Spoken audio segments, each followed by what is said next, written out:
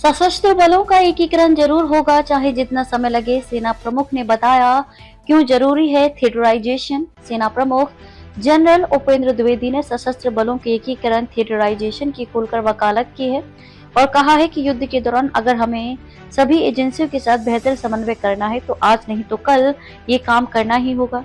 General Dwivedi ने यह भी बताया कि थिएटराइजेशन क्यों जरूरी है। सेना प्रमुख के बयान के बाद हर तरह के संशय पर विराम लग सकेगा। सेना प्रमुख जनरल उपेंद्र द्विवेदी ने सशस्त्र बलों के एकीकरण थिएटराइजेशन की खुलकर वकालत की है और कहा है कि युद्ध के दौरान अगर हमें सभी एजेंसियों के साथ बेहतर समन्वय करना है तो आज नहीं तो कल ये काम करना ही होगा। मोनेक्शा सेंटर में एक पुस्तक विमोचन के अवसर पर जनरल द्विवेदी ने मीडिया से बातचीत में कहा कि हमें बस ये देखना है कि इसमें कितना वक्त लगता है और इसे कैसे बेहतर ढंग से किया जा सकता है। गौरतलब है कि थिएटराइजेशन पर अलग अलग विचारों के उभरने से इस योजना पर एक राय नहीं बन पा रही थी।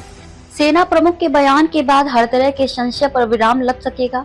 जनरल द्विवेदी ने यह भी बताया कि थिएटराइजेशन क्यों जरूरी है। उन्होंने कहा कि जब भी हम युद्ध में होते हैं तो केवल थल सेना ही नहीं लड़ रही होती है, हमारे पास सीमा सुरक्षा बल और भारत तिब्बत सीमा पुलिस भी होती है। तीनों सशस्त्र बल, डिफेंस, साइबर एजेंसियां और डिफेंस स्पेस एजेंसियां भी काम करती हैं। इसके अलावा हमारे साथ युद्ध में ISRO, civil defence, railway, NCC, राज्य और केंद्रीय प्रशासन भी शामिल होते हैं। आपको बता दें कि अन्य दो सशस्त्र बलों के प्रमुखों की तरफ से थिएटराइजेशन पर नजरिए के 2 हफ्ते बाद सेना प्रमुख का बयान आया है।